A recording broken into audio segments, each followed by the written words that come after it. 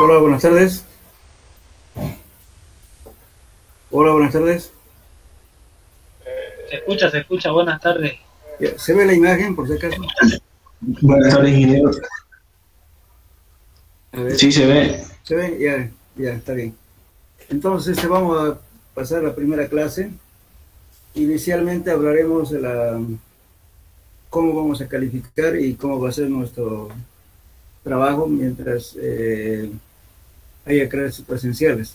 Pero, bueno, resulta que esta materia tiene la parte de laboratorio y siempre está basado, digamos, en todo lo que es la parte teórica y también parte práctica. Por eso tiene laboratorio. Todos los datos que se sacan de para calcular lo que respecta a fundaciones, todo lo que está, digamos, relativo al suelo, están hechos con ensayos de laboratorio. Por eso es obligatorio y además imprescindible que ustedes hagan siempre los trabajos de laboratorio.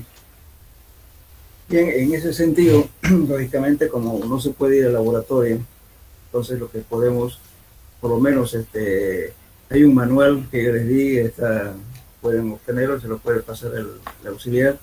Están todos los ensayos realizados con ejemplos, pero seguramente les va a dar otro ejercicio, ¿no es cierto?, la secuencia de los ensayos y explicar cómo se hace cada uno de los ensayos. Entonces, en cuanto al puntaje, tenemos el 25% de laboratorio, que corresponden a 15% examen de conocimiento, ¿no es cierto?, relativo a todos los ensayos que se hacen en laboratorio, ejemplos, ejercicios, etcétera. Y 10% es la presentación del informe de los ensayos que se hacen. En total eso es 25% del 100%. Después viene lo que es la parte de equivalencia de exámenes parciales. De cada tema que se va a desarrollar, yo les voy a mandar un cuestionario de preguntas. Las preguntas, más o menos para que entiendan y les obligue también a leer a ustedes. De eso me sacan un resumen. Si quieren pueden ampliar también, si ustedes encuentran otra bibliografía, amplíen, ¿no es cierto?, sobre el tema. Y eso me presentan en forma ordenada. Y también las preguntas que le haga yo sobre el tema, para que amplíen como investigación. Entonces, en cada tema va a haber ese tipo de preguntas. Entonces, al final de todos los temas que desarrollemos, me van a hacer un compendio, ¿no es cierto?, un tomo, lo que quiero. Si quieren, pueden entregar también en forma de cada tema, si quieren, pero mejor si lo entregan todo en conjunto, pero en forma ordenada. Y entonces, sobre eso, yo voy a hacer la evaluación, ¿no es cierto?, de cómo han presentado, cómo han trabajado, si está todo completo lo que se les ha dado, todo lo que han mostrado interés, especialmente en la parte de investigación, si lo han hecho o de repente es lógicamente que los conocimientos no lo estamos inventando, ya está, simplemente es cuestión de investigar y saber hacer un resumen. Y cada presentación lógicamente tiene su característica, porque cada persona es diferente en su léxico y también en la forma de presentar. Y justamente esta materia trata, digamos, de enseñarles cómo deben trabajar haciendo informes, porque nuestra profesión es siempre con informes y con memorias de cálculo. Ustedes hacen un cálculo estructural, por ejemplo, de una vivienda. Bueno, no van a presentar solamente planos y fierros, ¿verdad? Hay muchos que hacen eso. A veces son rechazados ese tipo de trabajo. La calidad, digamos, del trabajo es saber hacer todo, indicar el procedimiento, bajo qué normas, con qué programas hizo, qué consideraciones ha hecho, cuál es la resistencia del fierro, todo lo demás, ¿cierto? Después recién viene justamente la planilla de fierros y lógicamente después ya vendrán los dibujos, los esquemas, los cortes, en fin, de un trabajo de ese tipo. Aquí lo mismo. Ustedes cuando presenten algo en un trabajo de laboratorio, por ejemplo, ¿qué van a poner? El tema a realizar. Lógicamente, primeramente se pone el encabezamiento, la universidad, la facultad, la carrera, nombre del profesor, del auxiliar y el nombre de ustedes con con su código, ¿no? Con su registro, y también el grupo, porque a veces se equivocan hasta de grupo, algunos no saben ni en qué grupo están, entonces lo mezclan los trabajos y uno tiene un problema de estar buscando a qué grupo corresponde. Pues por favor pongan tu grupo y la fecha, siempre la fecha, tiene que estar totalmente identificado. Y luego le van a colocar el tema de desarrollar el equipamiento que van a emplear y el procedimiento del ensayo. Después del procedimiento van a calcular, van a presentar la parte de cálculo, los resultados que vamos a tener. Después van a hacer una conclusión del ensayo. Y luego la recomendación y observaciones. Supongamos que hayan hecho una granulometría en otra materia, supongo. Una granulometría, ¿qué van a hacer? ¿No es cierto? Van a decir, bueno, se toma una muestra de tal lugar, se realizó con la serie de mallas número tanto, se procedió a secar las muestras, en fin, a tamizarlas, ¿no es cierto? Y luego obtienen el porcentaje que pasa, luego tienen la planilla de cálculo y la curva granulométrica. Después pueden poner cuántos, por ejemplo, en tu materia van a poner cuánto dio el valor de sus 10, de sus 60, de sus 30, después voy a explicar qué significa eso, y después determinar el coeficiente de curvatura y el coeficiente de uniformidad. Y luego abajo ponen, ¿cierto? Este material es adecuado para su uso, que se yo, en terraplenes, en caminos, etcétera, o si es arcilla dirán este no es adecuado para carreteras, sin embargo se puede utilizar para el trabajo de hacer ladrillo, que es un criterio ya de ustedes que van a ir formando poco a poco. Y si hubo algún error, algún problema dentro del proceso de los ensayos, entonces con observaciones, o si de repente alguien le pidió que verifique si esto sirve o no sirve para carreteras, entonces te pondrán este material que tal tiene tales características con tendencia a ser demasiado fino y por tanto no es adecuado su uso para el fin exigido. Ellos están imponiendo justamente su criterio personal. Entonces, tienen que ir a ustedes redactando, ¿no? Mejorando su lenguaje. Traten siempre de usar el lenguaje que sea un poco técnico. Y, por ejemplo, le voy a dar un ejemplo claro. Supongamos que ustedes están yendo al campo y, bueno, quieren hacer una descripción geomorfológica y van a ver, qué sé yo, de repente una pequeña lagunita con agua. ¿Cómo van a ustedes indicar ese espejo de agua que hay, esa acumulación de agua? No van a decir un curichi, ¿verdad? En lenguaje común decimos curichi, no es curichi, pero no. Entonces pone una depresión topográfica con espejo de agua. Si ustedes quieren decir, entre comillas, curichi, pueden poner curichi, pero entonces abajo se coloca su equivalencia. Nombre regional, tal, es curichi, equivale a tal cosa. Se puede poner, pero hay que aclarar, porque en Chile no dicen curichi, ni tampoco en Argentina, entonces nosotros entendemos que es curichi. O sea, tratar, digamos, de siempre de hacer con las cosas más claras y que sean entendibles. Por ejemplo, una herramienta que empleamos en mecánica de suelos para hacer agujeros, decimos pala vizcacha. Aquí le llamamos pala vizcacha, pero en otra parte no se llama vizcacha. Su verdadero nombre es pala Iwan o pala posteadora. Y eso van a entender, lean donde lean, a veces los informes que uno hace para otros países. Y bueno, ya no van a saber de qué estamos hablando. Entonces, traten, digamos, siempre de hacer una cosa legible, letras bien claras, todo en orden en el proceso. ¿Ya? Eso deben hacer en todos los informes que hagan de sus materias. Entonces, es bueno acostumbrarse a hacer eso. Bien, luego, entonces de los parciales, va a ser la acumulación de los diferentes temas y las preguntas que se haga de cada tema y las preguntas de investigación que ustedes van a hacer. Eso va a valer como un examen parcial. Eso vale 40 puntos. Lógicamente, bien presentado, bien limpio, no requiero yo lujo, sino que esté bien hecho las cosas en orden. Luego, nos faltaría 25 más 40 son 65, y 35% vale el examen final. El examen final voy a dar las preguntas sobre los temas que hemos desarrollado, algunos problemas, preguntas teóricas, ustedes lo hacen en su casa, y fijamos una fecha, hacer preguntas, ¿no? En general de toda la materia. Unos 3 minutos o 4 minutos en preguntas, porque si damos más tiempo a veces se ayudan, pues tampoco no son honestos en lo que están aprendiendo. Bueno, entonces eso sería 35%, entonces total 100%. Ahora, lógicamente en este sistema de enseñanza, a veces hay muchas personas que no son honestas consigo mismas.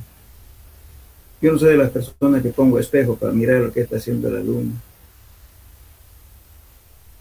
Ya son grandes, adultos, y por tanto conscientes de lo que hacen. Quieren aprender, estudien y porque sean buen profesional. Y después cuando salgan van a tener ciertas dudas que no van a querer enfrentar un problema ni un trabajo, y eso es feo. Entonces ustedes tienen que poner de su parte. Este es un método en el cual tiene que ser al 100% el interés del alumno. En fin, cuando son presenciales, uno está inclusive hasta le está tratando al alumno, se está moviéndose o está haciendo tal cosa, uno dice, pero en este sistema no le estamos viendo. Pues hay otros colegas que le hacen poner, creo, dos cámaras, algo así, para ver. Pero uno no puede dudar de su ética, lealtad y respeto consigo mismo. Por eso yo no estoy poniéndoles nada, ni espejos, ni televisores, ni nada, porque para todo se van. Apelo a su honradez. Y si yo veo que han hecho, se nota inclusive cuando presentan informes parecidos, lo primero que uno nota es cuando una equivocación lo vuelven a hacer equivocación el otro, porque lo copió, porque no sabe nada y le pone lo mismo. Eso ya es un copio. Yo pillo eso y yo lo voy a anular. Ahora, entonces, apelo, digamos, a su honradez en todo lo que hagan. Eso es bien para ustedes.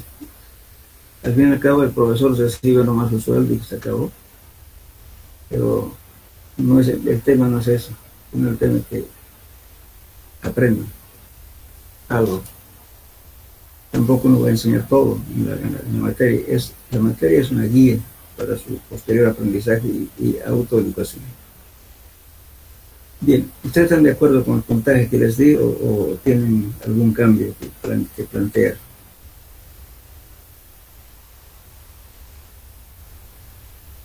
Hola. Hola, ¿me escuchan? Sí, ingeniero, se lo escucha.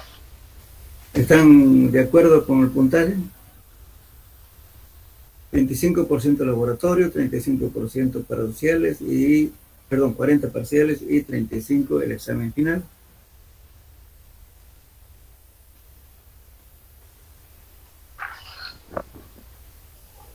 Porque eso, justamente que llegamos al acuerdo, después que no digan que no dijo, que cuando aparecen los aplazados de repente no dan un examen, algo, entonces hay varios que no se han presentado examen final, pues para mí, si no se presentó de cero, ¿qué es esto? Por eso estoy diciendo a la entrada todo esto.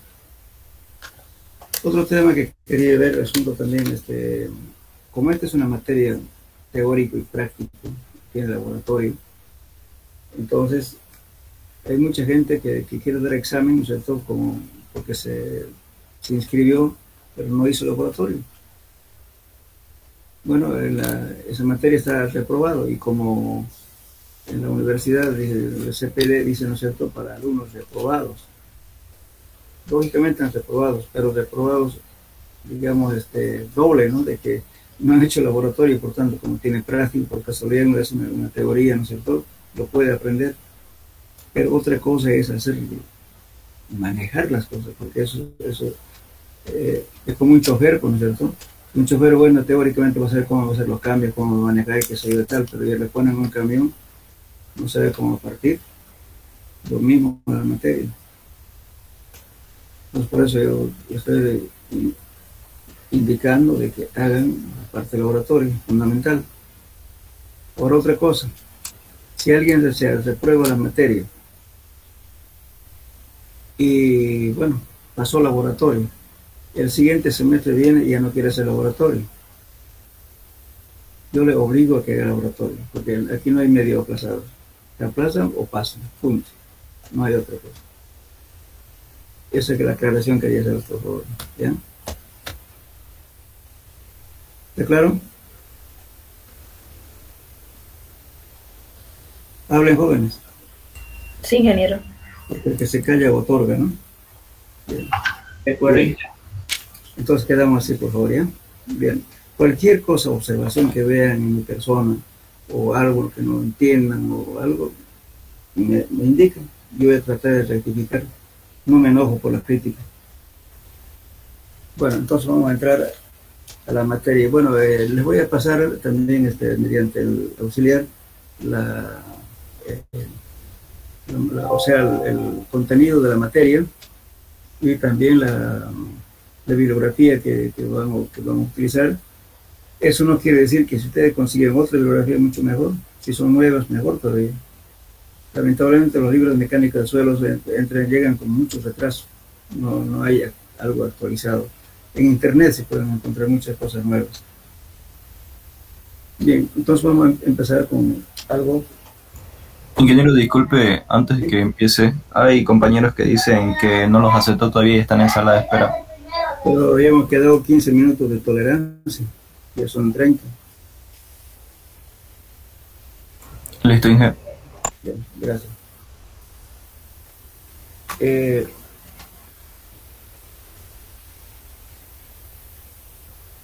Bueno, inicialmente vamos a hablar lo siguiente. Vamos a hacer una pequeña historización de lo que es la mecánica de suelos. Bueno, primeramente vamos a indicar que esta disciplina, la mecánica de suelos, es una ciencia relativamente nueva. Antiguamente, lógicamente, habían matemáticos, físicos que hacían, ¿no es cierto?, resolvían algunos problemas de taludes, de muros de contención, túneles, etcétera, pero siempre aplicando las dos disciplinas, física y matemática. Pero no estaba reconocido como una ciencia la mecánica de suelos. El año 1935 aproximadamente, el siglo pasado, recién se lo reconoce a la mecánica de suelos como una disciplina, como una ciencia. Bien, entonces, antes de hablar de quién era el autor de todo eso, primero vamos a hacer una rememoración histórica de lo que es el suelo. Tampoco vamos a definir todavía qué es un suelo, solamente vamos a hablar de las obras, ¿no es cierto?, que están sustentadas sobre suelo. Tenemos en diferentes culturas, ¿no es cierto?, tanto la cultura griega, la cultura romana, la cultura de los chinos, la cultura maya, la cultura aymara, quechua, en fin, todas las culturas han hecho unas obras, ¿no es cierto?, para tanto, digamos, estructuras como vivienda, canales, sistemas de riego, en fin, caminos, etc. Pero nunca se ha hecho como una ciencia, siempre es un conocimiento empírico. Por ejemplo, los romanos, ¿no es cierto?, que, bueno, eran guerreros que iban a conquistar tierras, pero sin embargo estos tipos no iban nomás a montarse al caballo e ir a degollar a alguien, sino planificaban las cosas. Y para planificar tenían que tener estrategias. ¿Y cuál era la estrategia? Justamente, ¿no es cierto?, primeramente las vías de comunicación que tenían que ir, y también centros de abastecimiento. Estaban ya todo bien planeado, recién entraban a combate, a conquistar un área determinado. Y justamente esos caminos aún persisten hasta la actualidad, estamos hablando de miles de años. Los romanos fueron los primeros en usar la puzzolana, en utilizar, por ejemplo, digamos, lógicamente no como un conocimiento teórico, nada, simplemente empíricamente. Entonces ya inclusive ya utilizaron lo que conocemos el alquitrán o cemento asfáltico en algunas partes de caminos que realizaban. Ya inclusive ya hacían cunetas de vestidas, que se yo, entonces ya ellos ya estaban aplicando una tecnología que hasta ahora, claro, lo hemos mejorado ahora, pero viene de ahí. Ahora en la cultura china también, ustedes saben que han hecho la muralla china se construyó 2 veces. Inicialmente construyeron la muralla china justamente por defenderse de los mongoles y todos los vecinos que habían ahí que los consideraban bárbaros. Y bueno, el muro de chino que hecho de adobe no resistió. Entonces determinaron hacer de ladrillos. Justamente el muro de China, o sea, la muralla china, recorre muchos kilómetros, atraviesa, ¿no es cierto?, diferentes zonas geográficas donde hay pantanos, laderas en roca, hay en fin infinidad de tipos de suelos, en el cual ellos han tenido que hacer estabilización de suelos, y en esa época estamos hablando, que hacían, los que utilizaban lo que generalmente los vegetales, mezclados con algún producto, ¿no es cierto?, y sobre eso colocaban el muro, porque el muro era pesado. Empezaron a fabricar justamente los ladrillos en serie. O sea, son miles de ladrillos, ¿verdad? Ya no era adobe, sino ladrillo. Entonces han tenido, inclusive para el amalgama, y utilizaban agua de arroz como otros productos, ¿no es cierto?, que hasta ahora, mire, se deshace el ladrillo, pero menos el amalgama que usaron como mortero. Igualmente los romanos. Ahora se está volviendo a estudiar este asunto, ¿no es cierto?, para ver, ¿no es cierto?, que esos productos, en vez de ablandarse con el tiempo, bien se enduren. Por ejemplo, en la investigación mexicana, por ejemplo, ese amalgama que usaban los romanos, están tratando de volverla a usar. Y bueno, entonces, y también en otras tierras, por ejemplo, como los mayas, los aztecas, ¿cierto?, las pirámides que hicieron, los caminos de acceso, qué sé yo, zonas de navegación dentro de la ciudad, sistemas alcantarillados, en fin, una serie de trabajos, digamos, ¿cierto?, de ingeniería, pero todo sustentado en suelos. Por dentro de la cultura incaica también, cuando llegaron los españoles había más de 5.000 kilómetros de canales revestidos con arcilla para sistemas de riego. Los sembradíos eran en terracerías, o sea, hacían terrazas, ¿no es cierto?, en las laderas de los cerros, y ahí era su cultivo, que perduró miles de años. Y los españoles, lógicamente, para hacer creer al rey que aquí vivían bárbaros, lo hicieron la mayor parte de los sistemas de riego. Lo poco que queda hasta ahora siguen todavía utilizándose. Ahora en nuestra cultura, en nuestro país, justamente la Tiahuanaco tenía una conexión con el norte veniano, y tenían caminos, lógicamente, caminos estables, que eran caminos, lógicamente, con llamas, que iban a pie. Hasta ahora persisten sus caminos, y también los sistemas de sembradíos. Entonces el hombre antiguo trabajó ya en suelos, pero sin ninguna teoría ni una aplicación científica. Luego ya se inventó el tren. Entonces con la invención del tren ya hubo otros tipos de personajes que aplicaron ya por ejemplo, la teoría de estabilidad de suelos, hacer túneles, hacer terraplenes, en fin. Todos los precursores de esta tecnología son generalmente los que proceden de los Países Bajos, ¿no?, donde, por ejemplo, Dinamarca, está Suecia, todos los países que están, que emergieron, ese continente, después del deshielo que hubo. Entonces emergieron del mar esos tipos de terrenos que son generalmente arcillas y limos.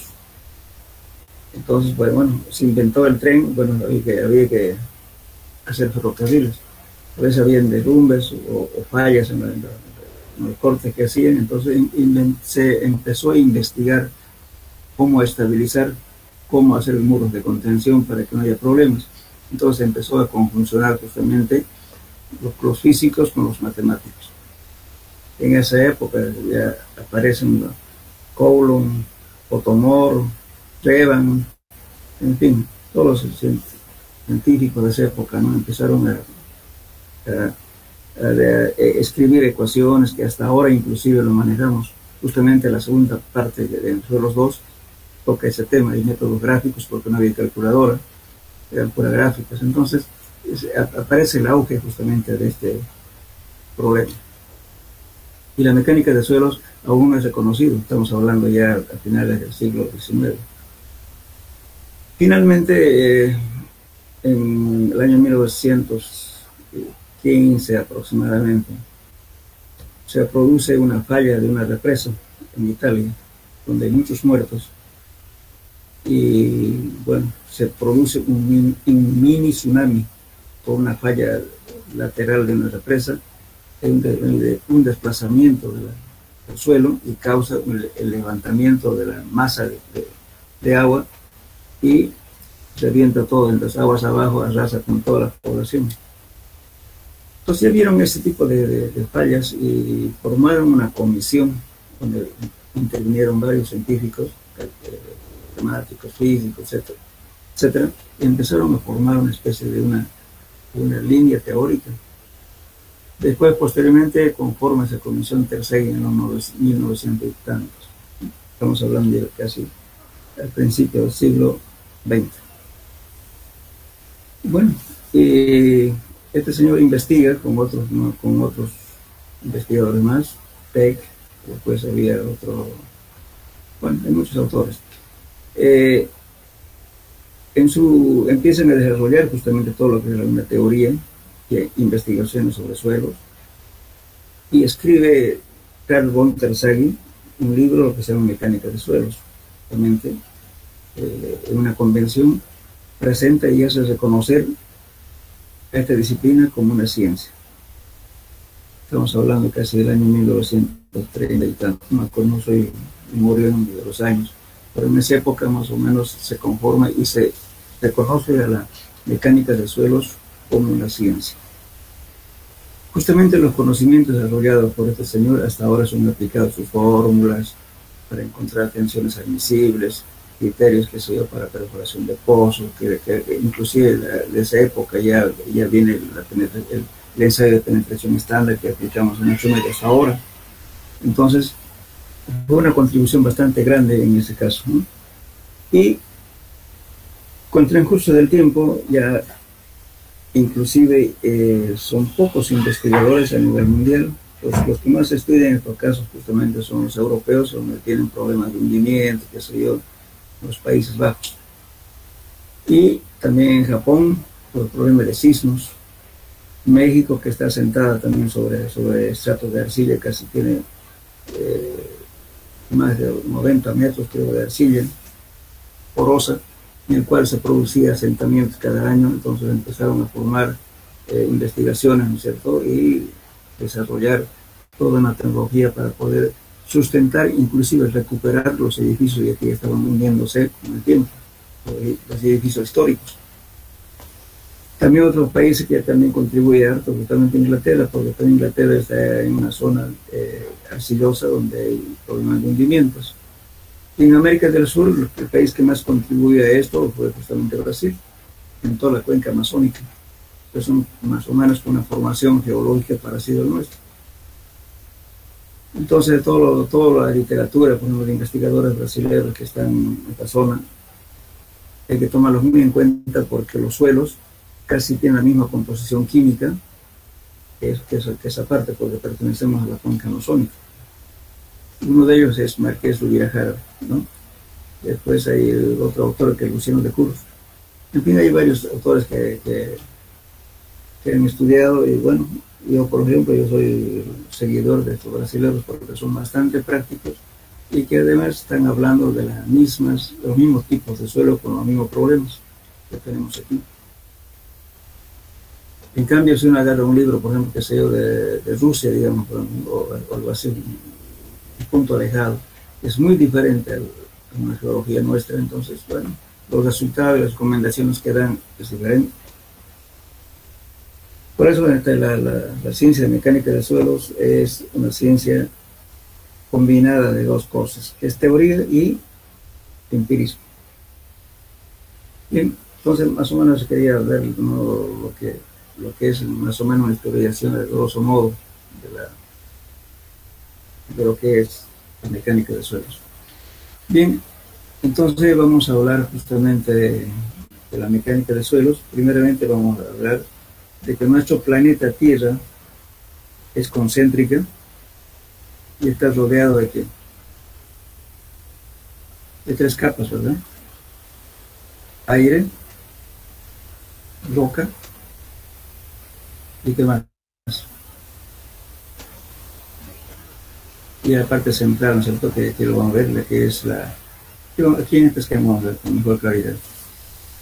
Bueno, aquí vamos a ver solamente, digamos, todo lo que es aire. El aire, nosotros estamos hablando de una sola aire, pero sin embargo hay varias capas. Podemos poner la troposfera, estratosfera, mesósfera, termósfera y exósfera. Entonces, por ejemplo, aquí está el planeta Tierra, a 10 kilómetros está la troposfera. Después viene la estratosfera de 10 a 50. Y de 50 kilómetros a 80 kilómetros la mesósfera. Después viene la termósfera de 80 a 500 kilómetros. Y arriba de 500 ya viene la exósfera. Y la capa de ozono justamente está casi a 80 kilómetros de la superficie de la Tierra. Por eso, bueno, nosotros estamos hablando en forma general como aire. Bueno, si vemos ahora nuestro planeta, está formado así. Todo lo que está rodeado aquí, ¿cierto? El aire para nosotros en mecánica de suelos, pero aclarar eso, el aire es el aire que puede estar en los poros del suelo o como también externamente, ¿no es cierto?, como atmósfera. Eso es aire para nosotros. Y después, ¿qué más tenemos, no es cierto? También una capa que está conformada por la hidrosfera, que corresponde, aquí vamos a hablar. La litosfera es costra terrestre, es la camada sólida constituida por rocas, suelos y demás constituyentes. Tiene un espesor variable de 40 a 60 kilómetros. Y la predominancia que le da justamente a esta capa es el sílice y el aluminio. Y toma el nombre por eso de ciel, que quiere decir sílice y aluminio. Entonces, la capa de esto es 40 a 60 kilómetros. Entonces, la mecánica de suelo justamente es una rama que se desprende del estudio justamente de la parte de la litosfera, de las rocas. ¿Qué es suelo? Suelo es la disgregación, ¿cierto?, de las rocas que están como elementos sueltos sobre la corteza terrestre. Y la hidrosfera es el denso estrato que rodea el núcleo de la Tierra, se llama manto y alcanza una profundidad entre 2.900 kilómetros. Y los radios, ¿no es cierto?, de los núcleos tiene 3.500 de longitud. El núcleo puede alcanzar una temperatura de 6.650 grados centígrados de temperatura. Bien, entonces aquí nos estamos olvidando de la hidrosfera. La hidrosfera compone principalmente los océanos. En la mecánica de suelos aplicamos todo lo que es hidrosfera, no solamente a los océanos, estamos hablando de las aguas subterráneas, de las aguas de los arroyos, de los ríos, de los lagos, de todo lo que hay presencia de agua. Eso para nosotros es la hidrosfera. Y justamente la mecánica de suelos es una ciencia que trata como puede decir, de resolver problemas que causa la hidrosfera. En una simple excavación, fíjense ustedes, si yo estoy cavando una zanja, si no hay agua, tranquilamente voy a, con una retro, ¿no es cierto?, voy a cavar la zanja y no pasa nada. Pero si hay presencia de agua, ¿qué pasa? Hay filtración de agua, hay derrumbe, ¿no es cierto?, y por consiguiente voy a tener que usar entibados. Entibados son planchas, puede ser de madera o metálicas, con travesaños para que no se me derrumbe la pared. Bueno, también, ¿no es cierto?, si estoy haciendo un puente en un río, aquí estoy defendiendo, ¿no es cierto?, primeramente el empuje del agua, no solamente el peso de la estructura, sino el empuje del agua en las crecidas máximas. Entonces ahí me dirá, bueno, para resolver ese problema de que hace el agua, tendré que hacer un puente de repente con pilotes, o de repente con tubulones. Dependerá mucho, ¿no es cierto?, de la exigencia y también del lugar donde se ejecuta el trabajo y la magnitud de la obra también. Entonces, ¿qué estamos haciendo nosotros con la mecánica de suelos? Resolver esos problemas que nos causa justamente la hidrosfera, lo que es agua. Si hay filtración, ¿qué van a hacer? Supongo que están haciendo un sótano. Y tienen, un sótano va a tener 3 metros de profundidad y el agua está a 1 metro de profundidad. Es un problema serio porque tienen que, primeramente, abatir los niveles freáticos para poder hacer la excavación y luego hacer un tratamiento especial del muro de contención para que no filtre agua al sótano. Entonces estamos resolviendo otro problema de la hidrosfera. La mecánica del suelo es eso, ¿no?, que trata de resolver problemas causados por el agua y también mejorar la sustentación de las estructuras. No hay nada que esté en el aire. Bien. Entonces, ahora vamos a dar justamente la definición de la mecánica de suelos desde el punto de vista del ingeniero, del doctor Carl Terzaghi, que dice lo siguiente. Bueno, vamos a leer porque en realidad esto es lo que escribe Terzaghi. La mecánica de suelos es la aplicación de las leyes de la mecánica de suelos y la hidráulica a los problemas de ingeniería que tratan con sedimentación y otras acumulaciones no consolidadas de partículas sólidas producidas por la desintegración mecánica o descomposición química de las rocas, independiente de que tengan o no contenido de materia orgánica. Como ve, este señor está diciendo de todo lo que es material suelto, las partículas producidas, dice, por la desintegración mecánica y descomposición química. Lógicamente, las plantas cuando llegan a descomponerse también forman limos y arcillas. Bueno, la mecánica de suelos considera los siguientes puntos. Teoría sobre el comportamiento de los núcleos sujetos a cargas basadas en las simplificaciones necesarias. Entonces, ¿qué quiere decir esto? Teoría sobre el comportamiento de los núcleos. O sea, supongamos, bueno, el suelo no lo ha hecho el hombre, lo ha hecho la naturaleza a través de miles o millones de años. Y por tanto, el suelo no es homogéneo, es heterogéneo. Pero sin embargo, simplificamos una teoría y decimos que es homogéneo y isótropo. Pero no es tan así. Pero vamos a poder resolver problemas justamente haciendo algunas suposiciones, simplificaciones necesarias para resolver problemas de ingeniería. Y, por ejemplo, si digamos, si tuviera que hacer una carretera, en esa carretera lógicamente puede haber diferentes tipos de suelos en 1 kilómetro. En el diseño, en el papel, yo puedo decir, haga material, haga cambio cada 10 metros, utiliza una compostadora de tal tipo, en fin, puedo hacer en detalle. Pero prácticamente es difícil porque estamos trabajando con maquinaria. Entonces, ¿qué tengo que hacer? Simplificar. ¿Qué hago? Del peor suelo que hay, le digo, bueno, nos vamos a basar en esto. Y por tanto, hay que retirar el material de tantos centímetros, ¿no es cierto? Y poner otro material.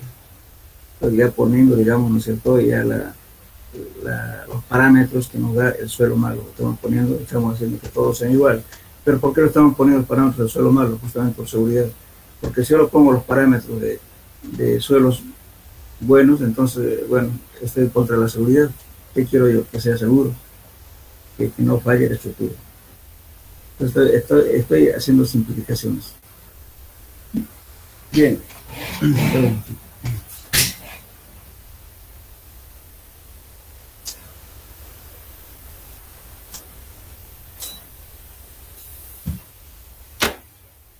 Ahora, otro caso es que, por ejemplo, en la segunda parte que habla, investigación de las propiedades físicas de los suelos reales. ¿Qué significa eso?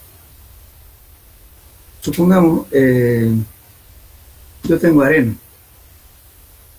pero la arena puede tener limo, el limo puede ser de repente un mayor porcentaje que en la otra parte, y bueno, voy a decir, por ejemplo, algún libro especializado que me diga, ¿no es cierto?, la arena tiene un CBR es capacidad de soporte, me puede decir un CBR, que sé yo, de 40, 50.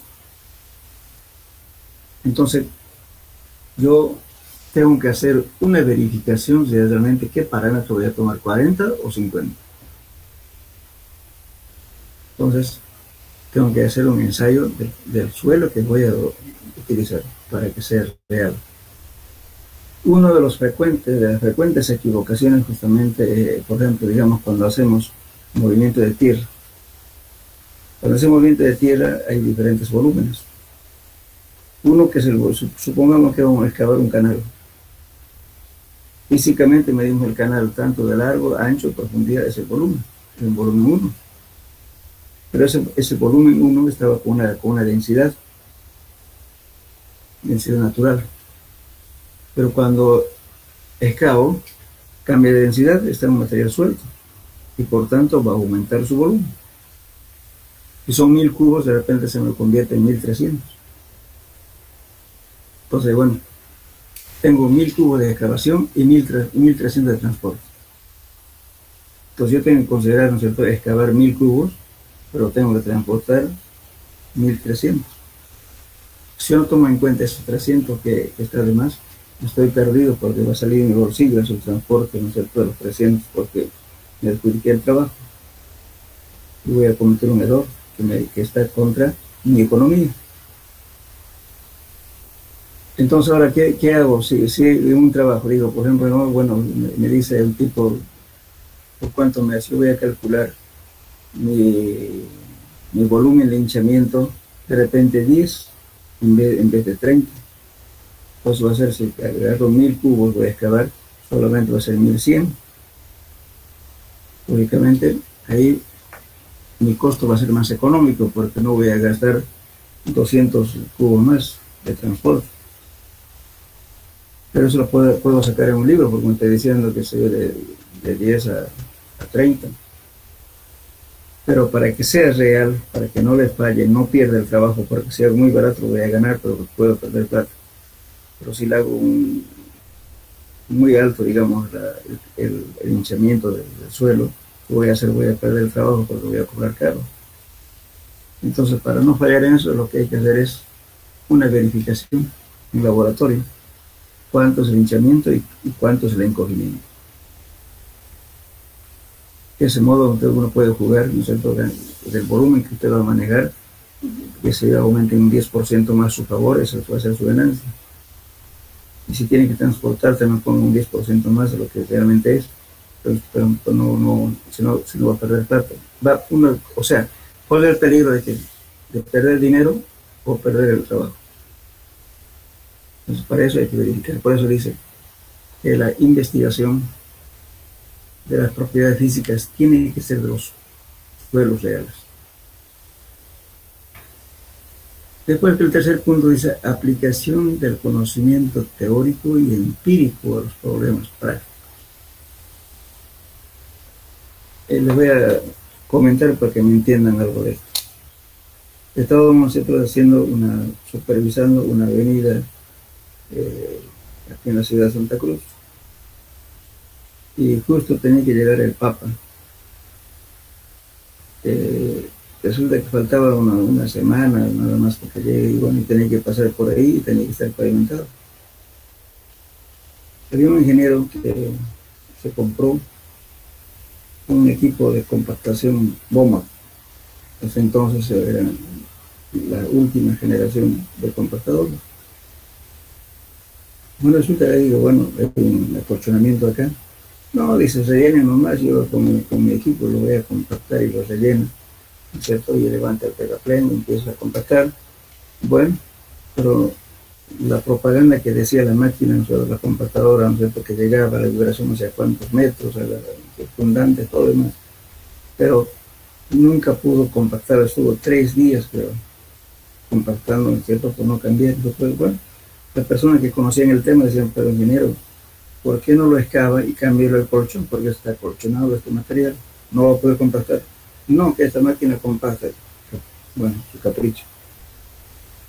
Ya faltando ya 2 días, creo, para que llegue un día, creo, en su locura, de su desesperación, acepta al final sacar el material, ¿no es cierto? Con adentro, lo bota y luego le rellena con otro material por capas. Eso trabajo costó medio día y se solucionó el problema. Entonces, ¿qué le tengo que ilustrar con eso? Justamente, ¿no es cierto? Ahí está aplicando un conocimiento empírico para resolver un problema que también podríamos haber dicho en teoría. Pues a veces a los ingenieros solamente tan teóricos que no escuchamos la parte del empírico, de la experiencia que tiene la gente. Bueno, al final se convenció, bueno, cumplió el plazo, pero si él persistía no iba a poder nunca compactar. Pues eso es lo que dice este señor, que uno debe tener en la mecánica del suelo hay que es una aplicación del conocimiento teórico y empírico de los problemas prácticos. Por ejemplo, ¿no es cierto? Cuando ustedes van, una persona que conoce, bueno, lo van a ver, qué sé yo, golpear con un martillo, clavando alguna cosa metálica al suelo, pues para la persona que no ve no dice nada, ¿verdad? Pero en realidad, porque estoy hablando de un equipo de SPT, y eso, sin embargo, es un equipo que le está diciendo que le va a permitir determinar tensiones admisibles del suelo en función de la dureza del material, cuántos golpes dio para penetrar tantos centímetros. Entonces estamos aplicando la parte, digamos, empírica y la parte teórica.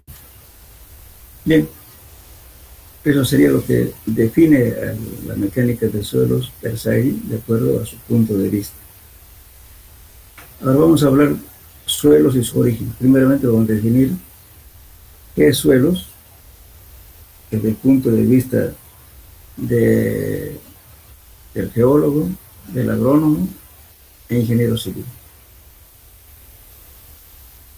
El ingeniero geólogo define al suelo como un material resultante de la descomposición y desintegración de las rocas por el ataque de agentes atmosféricos. Aquí el geólogo puro no está tocando, ¿no es cierto?, como anteriormente decía Terzaghi. Aquí, fíjense, dice, es la aplicación de las leyes de la mecánica de suelos hidráulicos, los problemas de ingeniería que tratan con sedimentación y otras acumulaciones no consolidadas de las partículas sólidas producidas por la desintegración mecánica o descomposición química. Aquí para él es siempre resultante de la descomposición. Eso es netamente geología. Y el agrónomo dice, su voluntario, define el suelo como la delgada parte superior del manto de rocas que penetran las raíces de las plantas y donde toman agua y las demás sustancias necesarias para su existencia. Entonces, para el agrónomo, suelos no es más que un elemento nutriente para las plantas, que le dan agua y nutrientes para las raíces. Estaría desde el punto de vista de agrónomo. Y el ingeniero civil dice, desde el punto de vista del ingeniero civil, es una definición de Rico y Castillo, define el suelo como el conjunto de partículas minerales producto de la desintegración mecánica o de la descomposición química de las rocas preexistentes. Entonces, para ello es todo material suelto, desintegrado de la roca que se encuentra sobre la corteza terrestre. esos suelos. Pueden ser también orgánicos e inorgánicos. Todo material descompuesto, ¿no es cierto?, que está conformado digamos, de residuos orgánicos, se vuelve suelo. Entonces esos suelos son suelos de origen orgánico, o también mezclados con inorgánico y con orgánico. Con ese tipo de suelo hay que tener cuidado porque producen, tanto puede producir hinchamiento como puede producir reducción de volumen. Entonces tiene mucho cambio volumétrico. Entonces cuando se detecta este tipo de suelos en un suelo hay que tener cuidado, zonificar y ver el asunto cómo qué puede causar este tipo de problemas en las estructuras. No es nomás ponerle, cuando usted ve una cosa, un suelo negruzco o de repente gris, van a decir materia orgánica, no. Eso puede tener un origen de alguna roca descompuesta, pero no quiere decir que es orgánico. Para ser orgánico hay que olerlo y hacer la prueba justamente de materia orgánica. Eso uno puede decir orgánico. Porque eso, si usted dice materia orgánica a 10 metros, bueno, el ingeniero va a tener que hacer algo porque es seguro que ahí va a tener deformación. Hay mucha gente que hace el estudio de suelo dice es orgánico por simple color, sin hacer la prueba.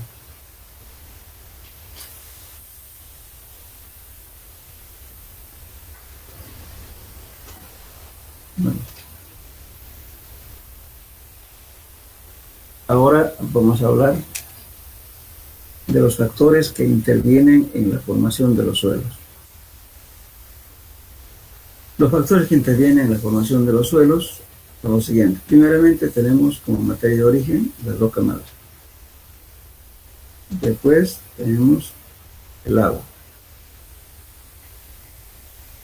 A ver, dígame, ¿por qué será importante el agua para que la roca madre se convierta en suelo?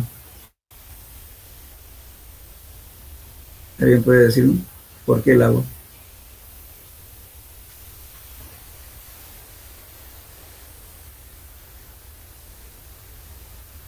Por ejemplo, si ustedes tienen una roca con contenido de hierro, el contacto del agua con el oxígeno, ¿qué va a producir? Óxido de hierro, ¿verdad? Entonces, lógicamente que el agua es fundamental en la descomposición de cualquier elemento en la tierra. En el agua podemos encontrar oro, podemos encontrar cadmio, podemos encontrar diferentes componentes químicos. Por ejemplo, el cadmio, alto contenido de cadmio en el agua, ¿qué produce en el hombre?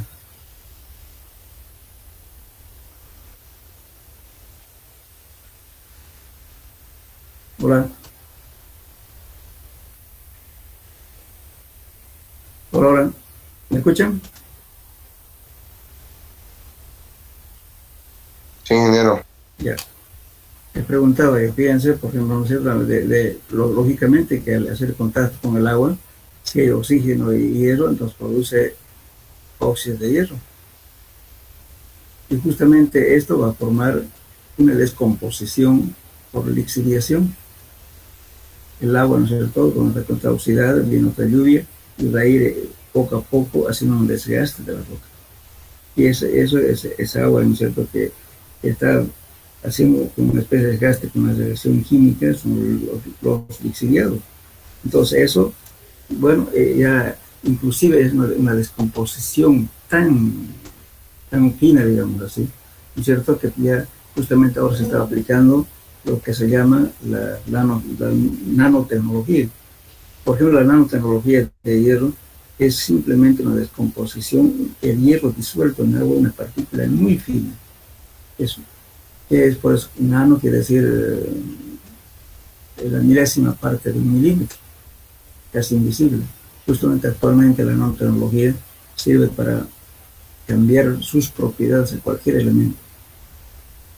Por ejemplo, en Mutum tenemos ¿cómo se llama? Las nanopartículas de hierro en forma natural, porque justamente los exiliados que salen de la roca de hierro por el proceso de la lluvia, hace eso, y justamente esos suelos son totalmente duros, compactos, porque justamente la nanopartícula de hierro que está produciendo una reacción química en el suelo, y por tanto hay un intercambio catiónico y se estabiliza ese suelo, se convierte en un suelo muy resistente. Bien, después también la topografía del lugar. ¿Por qué la topografía del lugar? Porque justamente por la pendiente cae la roca, hay impactos, etc. El clima de la región, la temperatura. La temperatura también, a veces no sé, si hay frío, ¿qué va a pasar? Y de día calor, de noche frío, produce justamente la desintegración, la rotura de las rocas. Pero la temperatura es un elemento importante, ¿no es cierto?, para que produzca justamente lo que llamamos el proceso de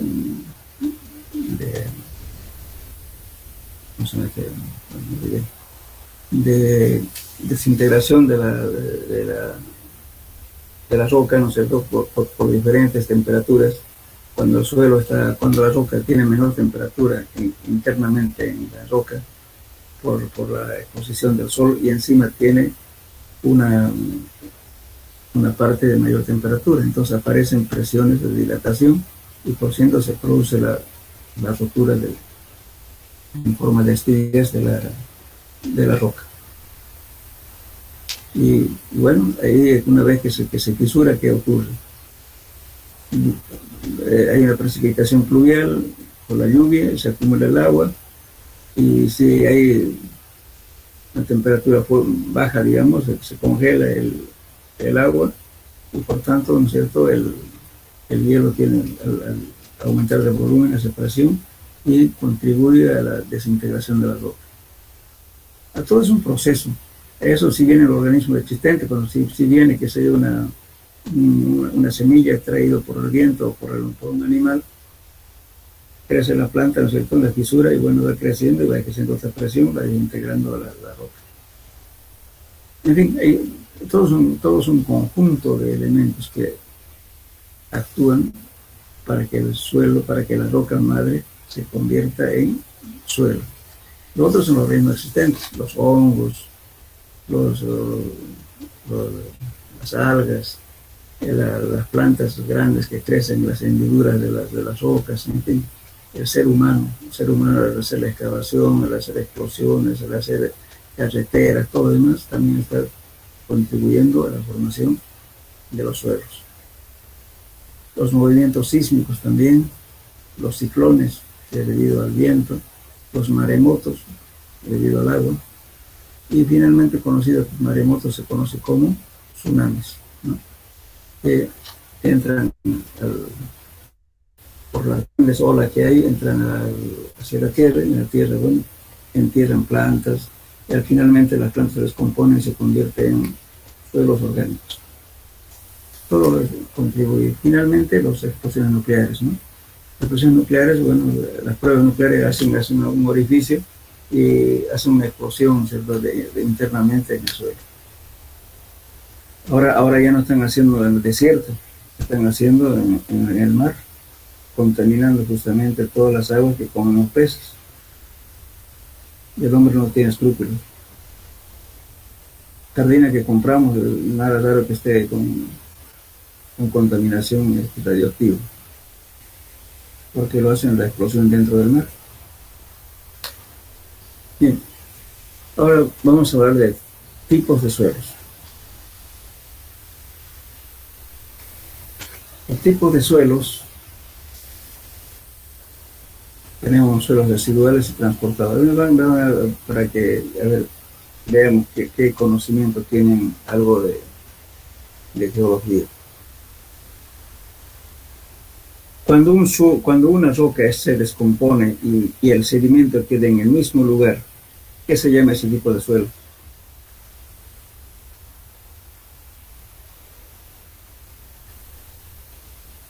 ¿Entienden, no? Yo tengo una piedra enorme y, bueno, se descompuso por alguna razón, por el viento, por la lluvia, por todo, pero quedó en el sitio. ese suelo, ¿cómo se conoce?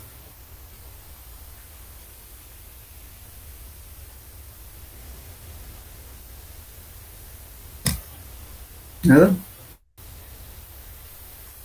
Eso se llama suelo sedimentario. Quedó en el mismo sitio. Ahora, cuando empiezan a ser transportados por diferentes agentes de transporte, entonces los suelos empiezan a adquirir su nombre. Aquí, por gravedad, los talus coluviales, el agua de los aluviales lacustres, el viento eólicos, los glaciares, depósitos glaciares o morrenos. Aquí en este esquemita modelo. Aquí. Fíjense la roca más está aquí. Pero todo esto ha sido descompuesto. A todo este material que quedó en el sitio se llama suelos residuales o sedimentos residuales. El residuo de la descomposición de la roca madre. Bien. Ahora, por esta pendiente, es por una lluvia o por algo, ¿no es cierto? Este material cae por la pendiente, se llaman talus o también se llaman coluviales. Entonces aquí, como agente de transporte de este sedimento residual, está transportando la gravedad y por consiguiente eso adquiere su nombre de talus o coluviales, suelos coluviales. Los suelos coluviales justamente se caracterizan por ser heterogéneos y además angulosos. Porque en el trajín que vas acá, de repente aquí hay piedras, bloques, qué sé yo, entonces chocan entre ellas o de repente se mezclan con algunas plantas o otros sedimentos que pudiera haber aquí, de repente otro tipo de piedra, choca ahí, entonces bueno, y aquí se juntan todos estos sedimentos que caen de ahí, entonces están totalmente mezclados y son heterogéneos y angulosos. Bien, ahora, si este material cae al agua, el agua transporta el sedimento. Eso se llaman suelos aluviales. Se caracterizan ¿por qué? Porque son redondeados por el transporte, el impacto que va produciendo la velocidad del agua, entonces se hacen cada vez más redondos, más esféricos. Y por tanto eso se llama suelo residual aluvial. Ahora también pueden estar mezclados los dos. Supongamos que aquí un rebalse de agua y vino aquí un río y dejó sedimentos aquí transportados por el agua. Y también había sedimentos coluviales, entonces aquí se van a mezclar las dos cosas. Eso se llaman sedimentos, o sea, sedimentos, suelos residuales, coluvio-aluviales. Mezcla de dos. Bueno, en este esquema podemos ver lo siguiente, fíjense. En esta parte del 1, aquí es una ladera convexa. En la parte 2, desde aquí hasta acá, es una ladera rectilínea. Y la parte 3, aquí que está medio hueco acá, ladera cóncava. Y si es una planicie, aquí si es recto como este, se llama planicie aluvial. Alguna vez lo llamamos terraza aluvial.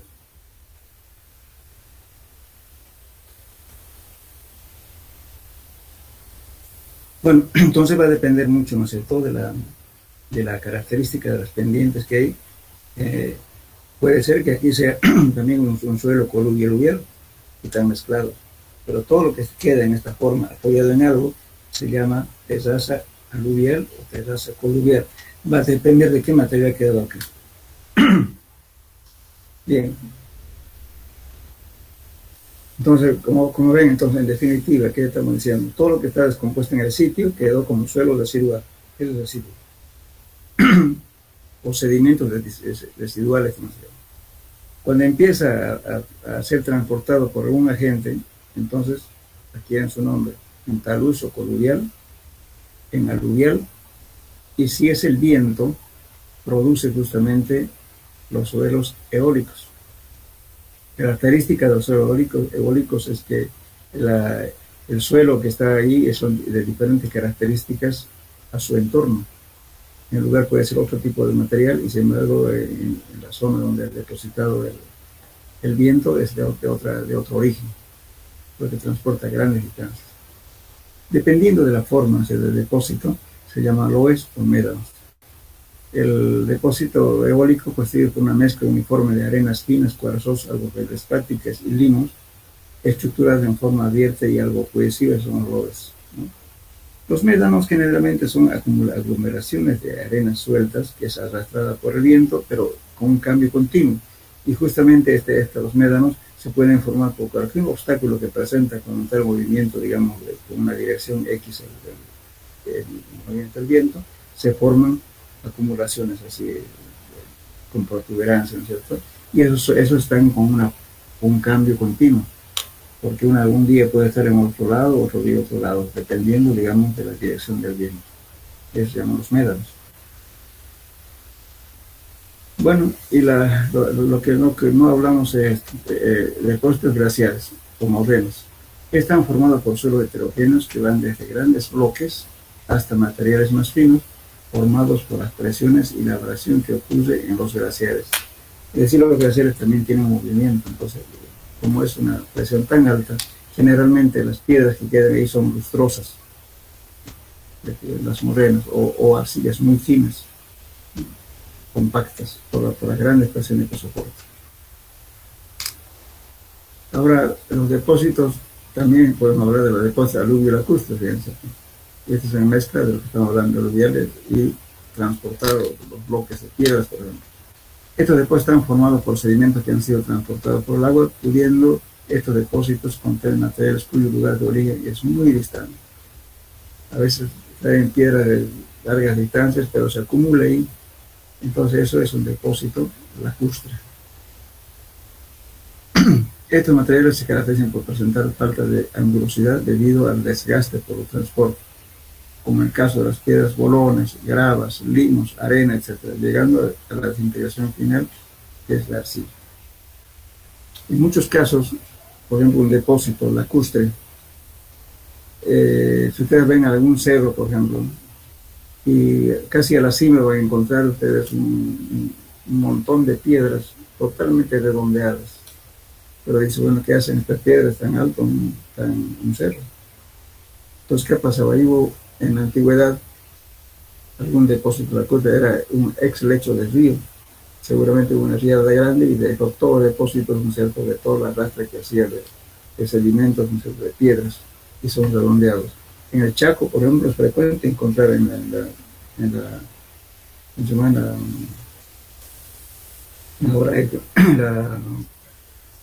la cordillera de Aguarahue. El Aguarahue va justamente, ¿no es cierto?, de la zona de Canigua y todo eso hasta Yacuiba.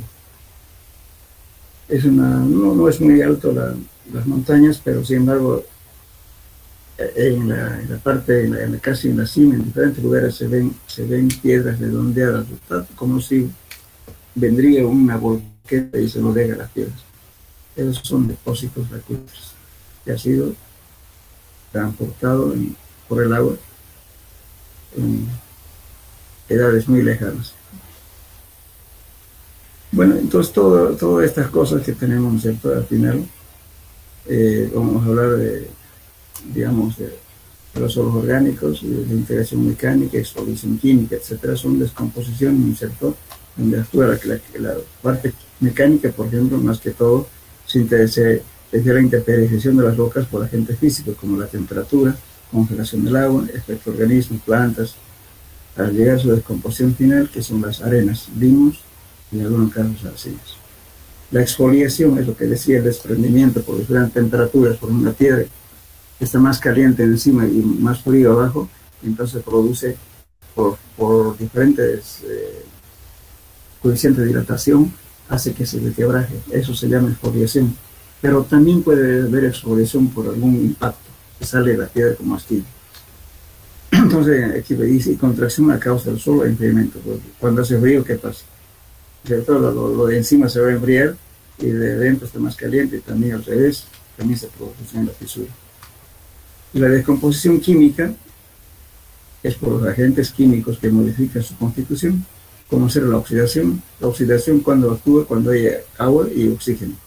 La hidratación es la descomposición de del sólido que lo convierte en líquido. La carbonatación también es un desgaste o un proceso, ¿no es cierto?, que va desintegrando a los sólidos. También efectos químicos de la vegetación, algunas cosas también, la vegetación también actúa como un factor importante en la formación química, digamos, de las rocas. Finalmente forman arenas, limos y arcillas. Entonces, el tamaño de las partículas depende también de las diferentes zonas, como ser húmedas, cálidas o frías. En zonas normalmente se encuentran arenas o limos. En cambio, en zonas frías van a encontrar arenas y limos. En zonas cálidas es frecuente encontrar desiertos o arenas. Bueno, dependiendo de todo este tamaño de las partículas, ya se normaliza aquí. La norma CTM dice, por ejemplo, ¿cuándo se consideran graves? Cuando el diámetro de ese elemento varía entre 720 milímetros a 2 milímetros. Cuando son arenas, cuando el grano de la partícula es 2 milímetros a 0.05 milímetros.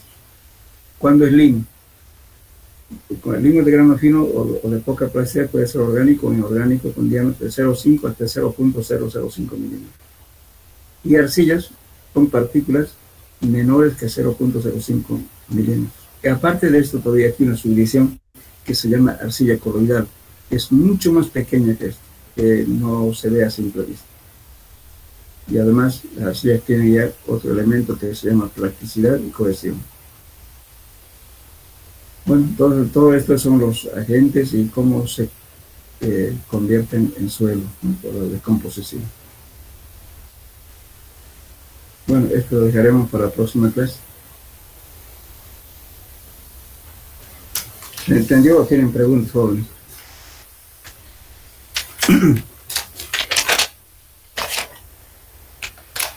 Hola.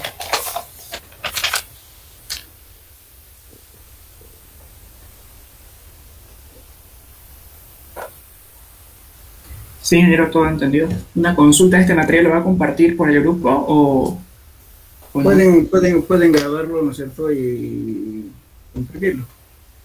Alguien que tenga, bueno, a la persona que hace eso, bueno, se le reconoce su trabajo. Puede compartirlo con los compañeros. Pueden grabarlo.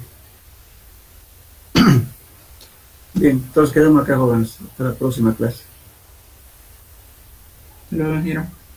Hasta luego.